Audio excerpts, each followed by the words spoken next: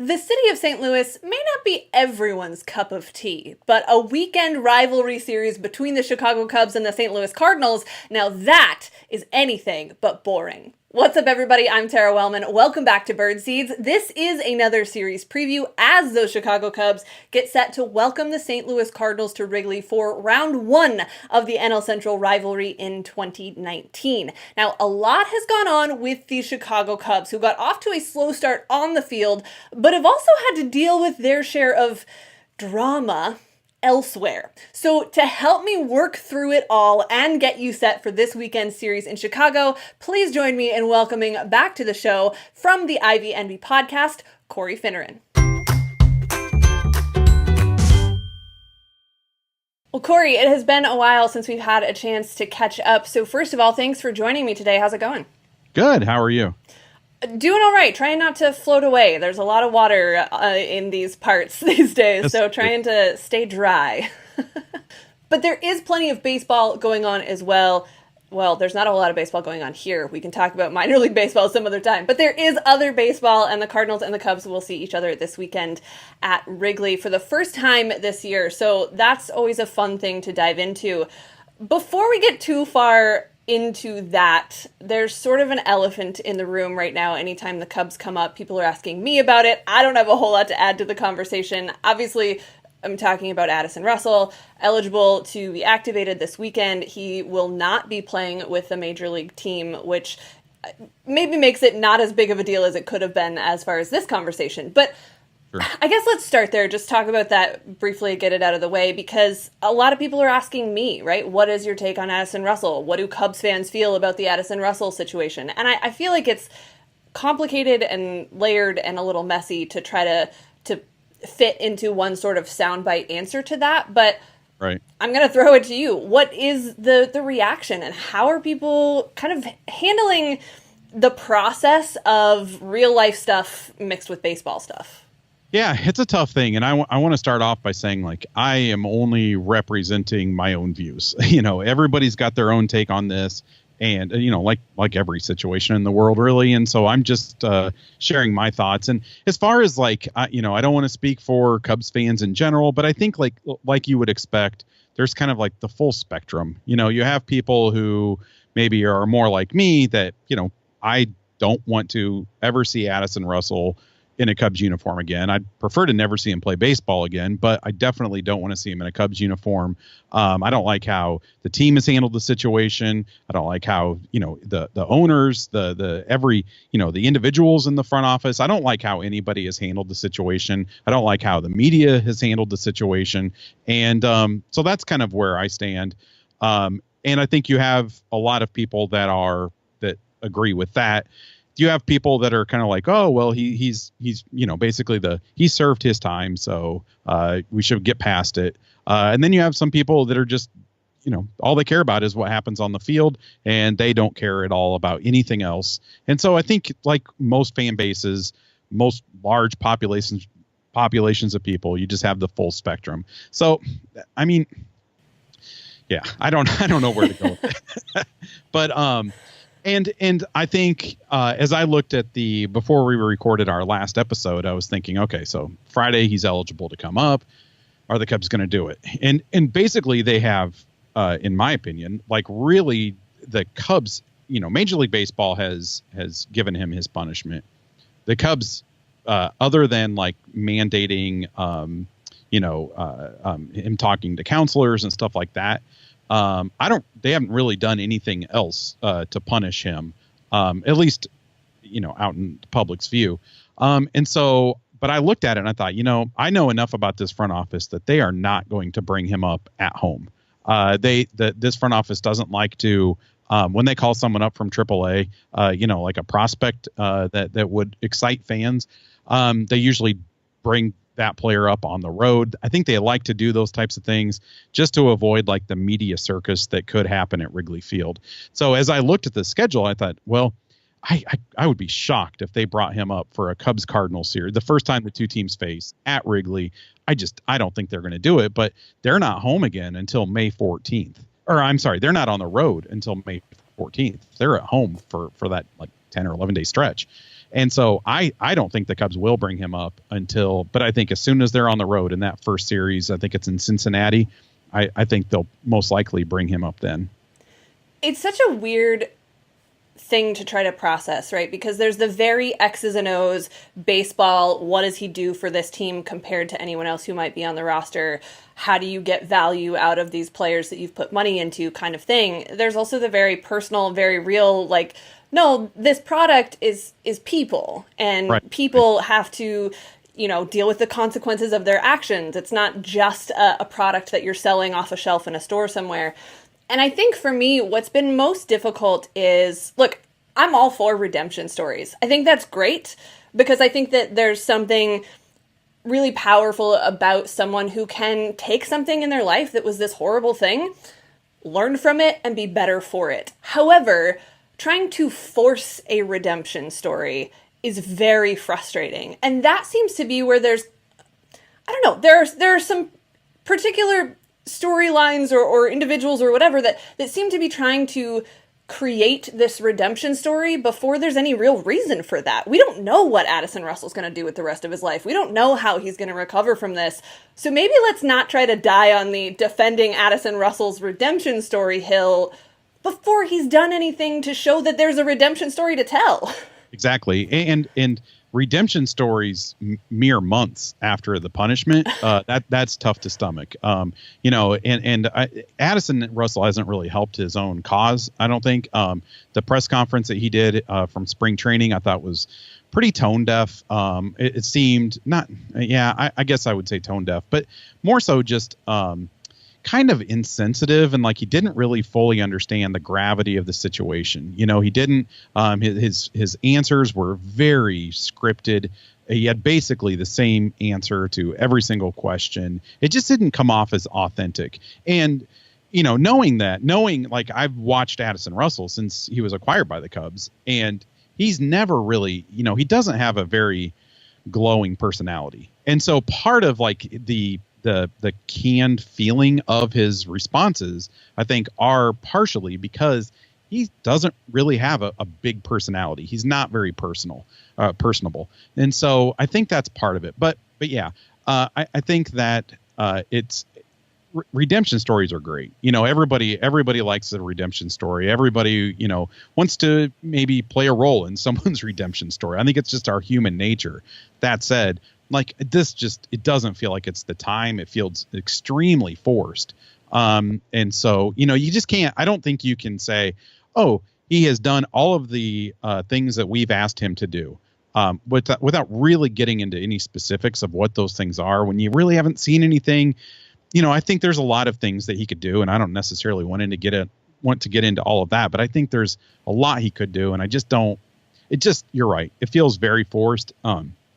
Even recently, the national article that was written about him, the kind of redemption story, I thought it was just difficult to read. It's all like kind of, you're right. It's all kind of forcing this redemption story that we haven't seen the fruits of at all. And so how can you, I don't understand it. And I think it's more of just like convincing a certain segments of the fan base that, look, he's better. It's okay.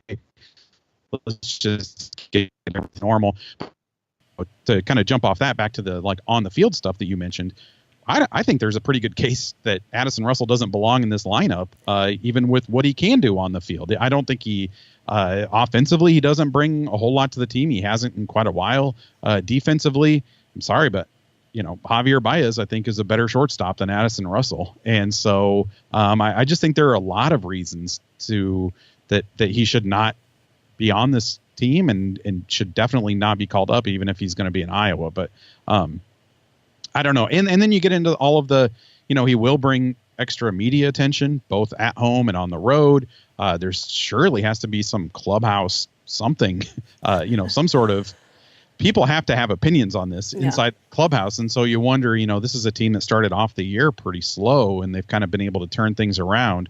And so you think, man, do you really want to mess with what, this trajectory that they're on with turning things around by introducing somebody that could be divisive or could, have a negative impact on the clubhouse? Yeah, maybe not a great time for I don't know, there's any time that's great for that sort of distraction, but certainly as far as the baseball is concerned, maybe not the time. But I guess we'll see how that all plays out, and I'm sure there will be plenty of reactions from plenty of people along the way as we do so. I'm going to stick with some Twitter questions because I did get a couple of those, and I'm going to go a completely different direction with a question from Zach, and he asks, what's your favorite addition after the winter construction in and around Wrigley? Follow-up question, why did you choose the new Shake Shack?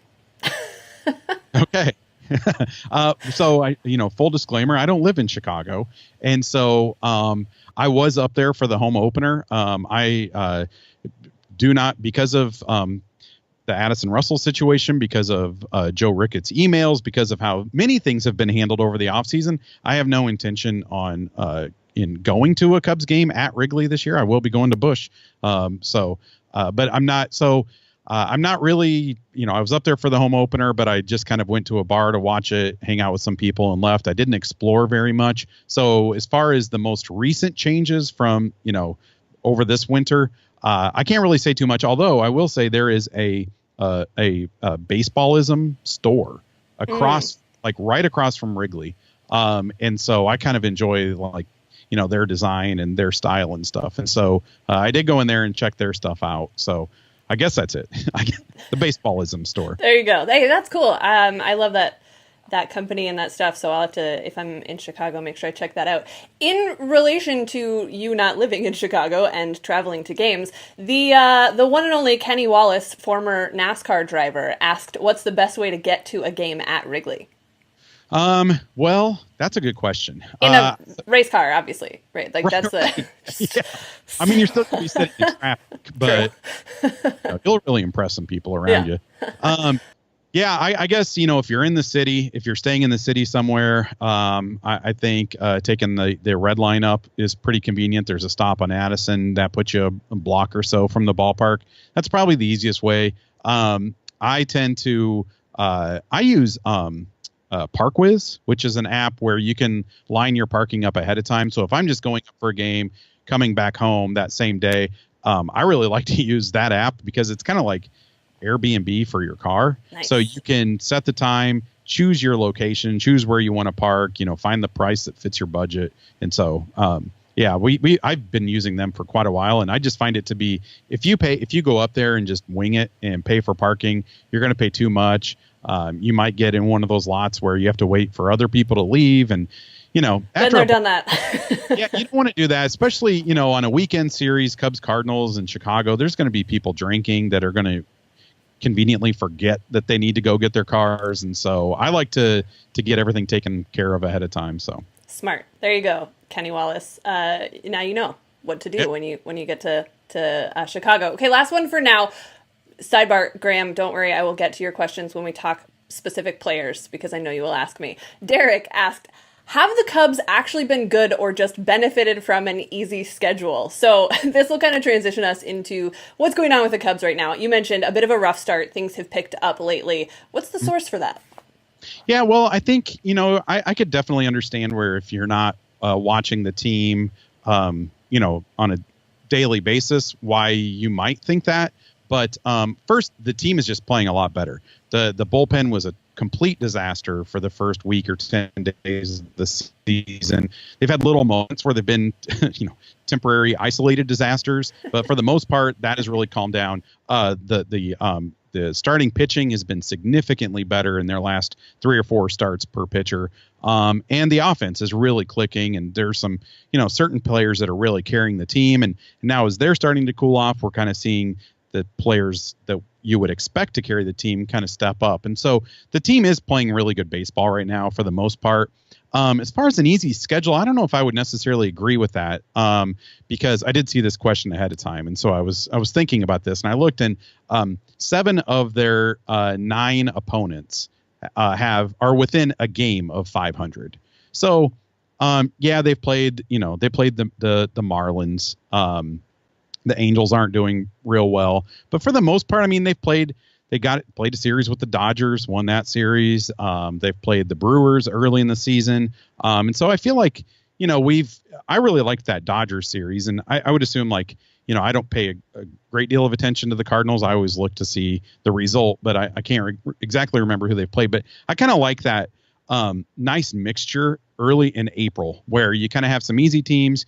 You've got, some middle of the road teams. And I liked the fact that the Cubs played the Dodgers at Wrigley because the Dodgers are a team you're going to expect will be, in the postseason or sniffing the postseason. So it's kind of a good measuring stick for the Cubs in playing that series. And they took 2 out of 3, looked really good. So I don't know if I would agree that they've just benefited from an easy schedule because they've played a couple easy teams, but guess what? The Cardinals are going to play them too. And if I don't know, maybe they have already, I'm not sure. But so I think it's been a pretty, they definitely haven't been through the ringer yet with tough teams.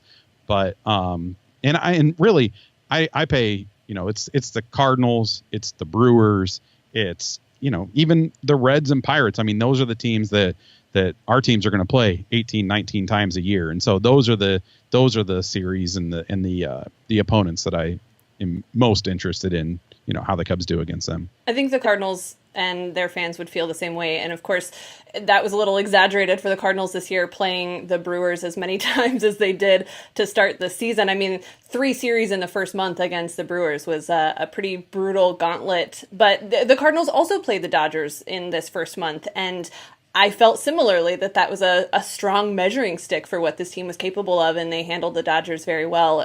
Coming off of, the Dodgers were one of the hottest hitting teams in baseball coming into that series. So I'm very curious to see this series between the Cubs and the Cardinals. If you look at any offensive stats, and even some of the pitching stats, really, these two teams are very similar in the way that they're playing right now, in some of the guys that they're getting key contributions from, in the kind of offense that they're generating. All of those things are really interesting to me because of how similar they are. And I think that a lot of us said this, and I'm sure, you've had these same conversations, that the NL Central is probably going to be like this most of the season, where everyone kind of profiles a little bit similarly in how they can generate runs, how they can pick up wins. The pitching for the Cubs has stepped up a bit. The Cardinals starting pitching is still a bit of a question mark, but both teams can put runs on the board. And you mentioned it, Bryant and Rizzo haven't really been a part of that to this point, although they're turning it on a little bit now. How surprising is it that their start was so slow, but also that it hasn't really held the Cubs back offensively? Yeah, well, I mean, that's a big thing is, starting with the fact that it hasn't held them back. I mean, Kris Bryant, this was going to be his revenge tour, And I think a lot, you could look at the numbers he put up last year, and he was definitely playing through injury. I mean, you could just tell by watching him that he was playing through injury. So it's pretty incredible that he put up the numbers he did, considering how the power completely disappeared, and you could just tell by the way he was playing. But we're seeing Rizzo, and even though those players like Rizzo and Bryant and Schwarber, they haven't really produced like they're capable of doing. They're still Kris Bryant is a league average hitter right now as far as, OPS plus, and Rizzo is 125 OPS plus or whatever. And so it's pretty amazing that they really haven't, that the fact that you would be like, oh, those guys are kind of cold. They're starting the season kind of rough and they're still producing, but if you look at, I feel like those 3 players are stepping up at a time when Contreras, Baez, Hayward might be kind of cooling off a little bit. And I think that's a sign of a good team, is that, a really productive offense. You don't necessarily want everybody clicking at the same time, everybody going cold at the same time. And so this balance, as a fan, has been kind of fun to watch and to see where production is going to come from.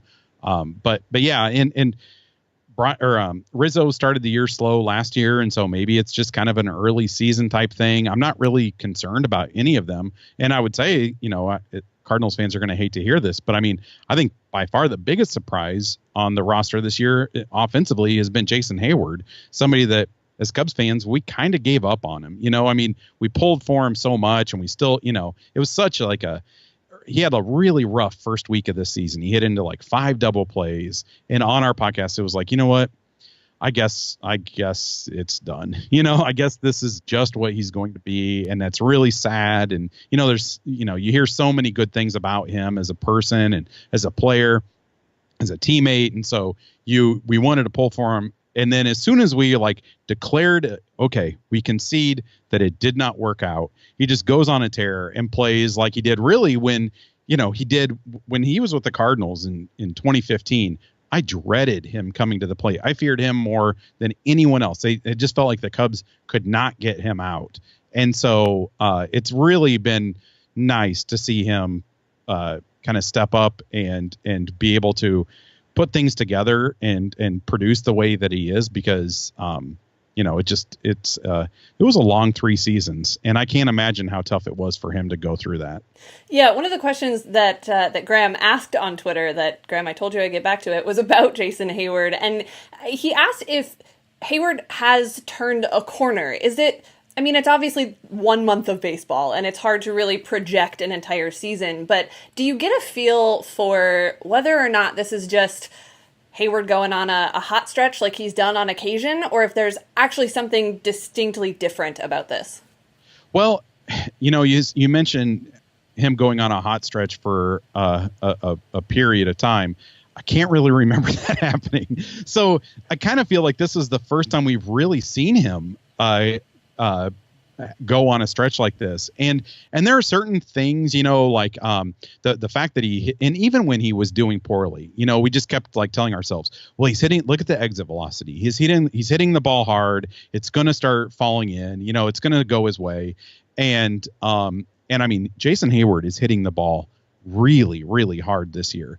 And so I, of course, being cautious, we're still Cubs fans. We're still pessimistic. And so I don't want to say yep, everything's fixed. He's fine.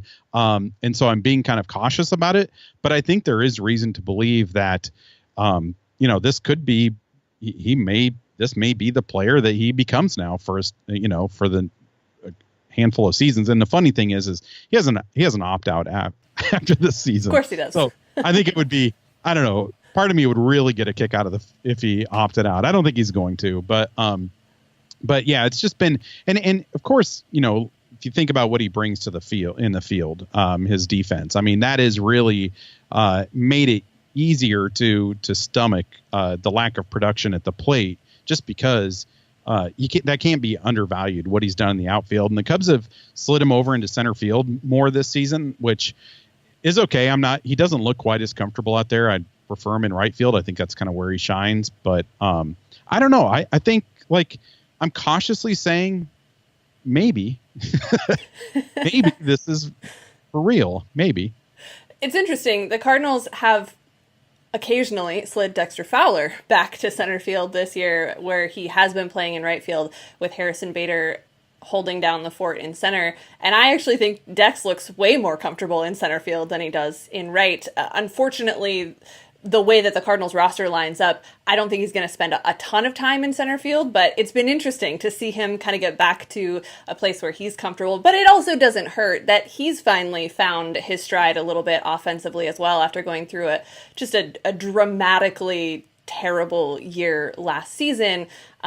So again, cautiously, a lot of us have said, well, this might actually be a thing. Now with Dex, obviously last year was the anomaly, right? He's been much better than that over the course of his career. So we kind of expected he would return to some sort of career norm. We just didn't really know what that was going to look like. These are the stories where you can look back and be like, oh, okay, this is what we were all hoping for at some point. Yeah, I just think it's great to see both of those guys, because of the nature of I don't think Cardinals fans are real fond of Jason Heyward. And I haven't met a Cubs fan that doesn't like Dexter Fowler. Same. And so I think that it's just nice to see both of these players. I think I like seeing both of them succeed. And so Dexter Fowler can do everything he wants when he plays anyone but the Cubs. And I'll be cheering him on. And so it's nice to see, see both of those guys turn it around. And really, kind of jumping back to Jason Heyward real quick, I think it will be, it's a pretty incredible thing if this is legit and he really has turned a corner. I was trying to think, and I can't think of somebody that has gone through like a 3-season slump and turned things around like this.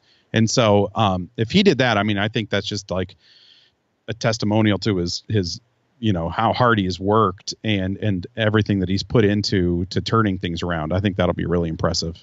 Yeah, that's hard to do for a lot of reasons. So certainly impressive to even just to stay that committed to the process is pretty remarkable. For Cardinals fans, you may want to just skip through this part because I want to let you talk about Javy Baez.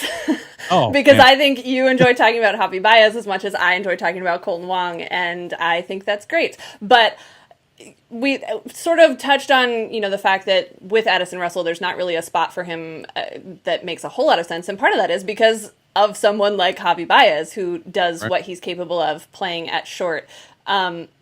Obviously, he's a star for his personality and for his character and for the skill set that he has. But when you look at his role with this team right now, what is that for the 2019 version of the Chicago Cubs? Well, that's a really good question. And I think that Javy is a spark plug.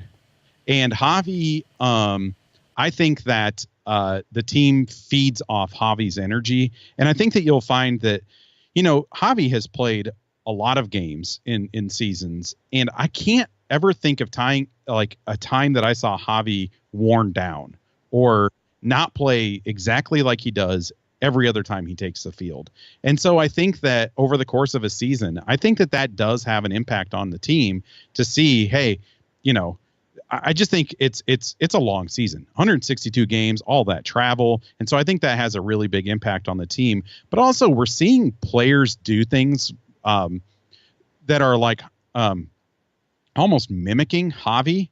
And so I think he's kind of changed how the Cubs approach the game. And I think you kind of, if I look back at that 2015 season, the Cubs just seem to have like kind of a killer instinct and kind of we can't do anything wrong. They were just young and dumb, I mean, but everybody's like, they're just playing young and dumb and it's working for them. And I think Javy still plays young and dumb and it works for him like 95% of the time. And even in the last couple of weeks, like we saw David Bodie, who, if Cardinals fans aren't familiar, I don't know who to compare him to on the Cardinals as far as body type. Maybe not terribly far from Yachty. Saw him like try a swim slide, the Javy swim slide. We saw a couple nights ago or Sunday in that extra innings game. Wilson Contreras tried to steal home as the catcher was throwing back to the pitcher. Contreras, a catcher, tried to steal home and was almost safe. And so, like, on one hand, it's like, you hate to see them make those kinds of mistakes.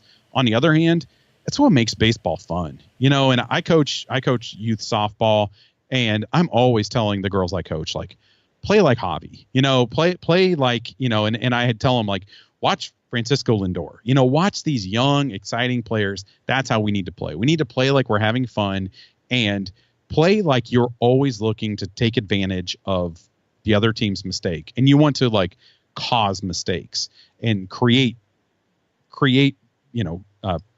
errors all over the field. And that's what Javy does. Javy gets into, fielders' heads and they make really silly mistakes because you can tell they're thinking, what's he going to do? What's he going to do? And, there's an error on like an easy hit to the outfield. So anyway, I could talk about Javy forever and I'll go in so many different directions, but I think that Javy is quickly becoming one of the leaders of the team. It seems like from the outside, someone who's not in the clubhouse.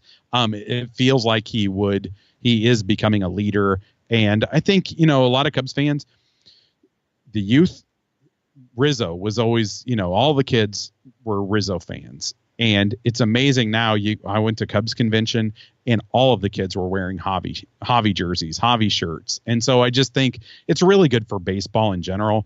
And I like that there are so many of these types of players in baseball right now. And I feel like every team should have at least one or two of these young, exciting players. And, I think baseball is starting to kind of realize that that's marketing potential there. Their actions always don't back up that, let the But I love it. I think it's great. And anything that makes like, older, stiffer baseball fans uncomfortable, I kind of enjoy. So Same. The Cardinals kind of have that. I mean, I've often sort of compared Colton Wong and Javy Baez in the way that they can have that sort of spark plug impact on the game. But the Cardinals sort of have that with Harrison Bader right now as well. He's the guy that, you talk about marketing, boy, did they push that over the offseason. Harrison Bader sort of became the de facto face of the organization, which that's a whole nother conversation. But nonetheless, everybody wants to see Harrison Bader and be like Harrison Bader as far as the kids are concerned. And you're right. I think that's great for baseball to have a character like that on every team that someone can identify with. So I enjoy people who enjoy someone like Javy Baez. So I love getting the chance to hear just that excitement and the fun that they bring to the field, because that's what we all want to see, right? This series in particular, let's talk a little bit about pitching. We are a couple days out yet. We're recording this on Wednesday. The series doesn't start till Friday. So all of this is probable. We don't know for sure who we're going to see in a couple of those games. I know the first game for the Cardinals, they're throwing Jack Flaherty. And you mentioned the probables for the Cubs as far as the starters are concerned to me when we talked earlier. So let's talk about the starting pitching, because you mentioned it's been better as of late, including some of the guys we'll see in the series. Yeah, Darvish will probably pitch on Friday, and there I could not even begin to predict what you will see from. I have no clue. He's either going to look really good or he's going to look really bad. The nice thing is that we've seen, like last year in Darvish's first season, he was injured, I think at the end of April, early May, very early on, and he wasn't able to, when things went off the rails, he just lost it. He could not recover from that. He started the season, I think, with one of those outings where it felt like, man, he just can't, it was short. I think it was maybe just a couple innings. I don't remember exactly. But what we've seen over the last 3 or 4 starts is him really kind of start to put things together. I felt like Joe Maddon's had a pretty short leash with Darvish. It's almost like we're going to let him go while things are going good. And then as soon as anything goes bad in the 6th inning, we're pulling him. And it could be like a 2-out walk. And he's looking good, and he's throwing harder than he had, anytime he's been with the Cubs. I mean, there was a game, I think 2 or 3 starts ago, and it was in the 6th inning, and he was throwing like 99. He was throwing like, I didn't know that Darvish could throw that hard. And so, and Joe went out and got him. And so, but this last start, he got to finish the 6th, and he's good for right now. It seems like he's good for 2 or 3, 4 walks. But for the most part, he's given up like solo home runs, but he's not giving up a lot of hits. And I think he looks pretty good, and it's nice to see him settling in. That said, I would not say like this is what you can expect from Darvish, because we've still seen a lot of ups and downs and a lot of strange, strange situations. So I hope he pitches well, and he's also pitched in a lot of bad weather, so I'm hoping for some decent weather on Friday, because it feels like he deserves that. Yeah, the weather always proves a bit of a challenge, especially, I mean, Adam Wainwright ran into that in a couple early games where inevitably the day he got the start was the worst weather of the turn through the rotation. So that can always wreak a little bit of havoc. I think as far as it looks for the Cardinals right now, lining up to be Wacha and Wainwright in those 2nd and 3rd games of the series, which could be interesting. Both guys have had sort of ups and downs as far as their starts have gone so far this year. Wacha coming off of a decent start that looked like it was going to get out of hand before he sort of reeled it in, and Adam Wainwright has had a couple of pretty good starts, again, where he'll have an inning or two where it looks like it's going to go off the rails, and then he sort of pulls it back together and looks pretty vintage as far as Adam Wainwright goes. It's always interesting to me to see Adam Wainwright against the Cubs, because it's gone really well, it's gone really poorly, and with the way that his season is gone, similarly, I don't know what we're going to see from Adam Wainwright at Wrigley. Although the home runs, the entire Cardinals starting rotation is giving up way more home runs than anyone would have predicted. But everyone has, but exactly. So the home run numbers are up. Everyone seems to be giving up those solo shots, but maybe less for Adam Wainwright than I would have expected based on the stuff he came into the season with. So interesting to see those matchups for sure. You mentioned the bullpen kind of settling in maybe a little bit. What's the status with the Cubs bullpen right now? I don't know. I thought maybe it would tell me. I don't, that's another thing that really kind of irritated me with the Cubs in the offseason. They did very little to address the bullpen, especially the back end of the bullpen. Morrow has been shut down again for at least 2 more weeks. He's not going to be throwing. He got a shot yesterday or the day before. So they're going on, with Strop as a closer. And I like Pedro Strop. And, I do like some of the pieces in the bullpen. And they have been pitching pretty well, but it's not really a bullpen that you're comfortable with over the course of an entire season. And, the walks are the issue. And so the Cardinals could easily work their way back into a game late in the game if the bullpen is having trouble finding the strike zone. And really, I feel like we talked about the home runs going up. It really feels like walks are going up around the league too. And with this Cubs pitching staff, just starters and relievers, lots of walks. And you're going to see Hendricks probably on Saturday.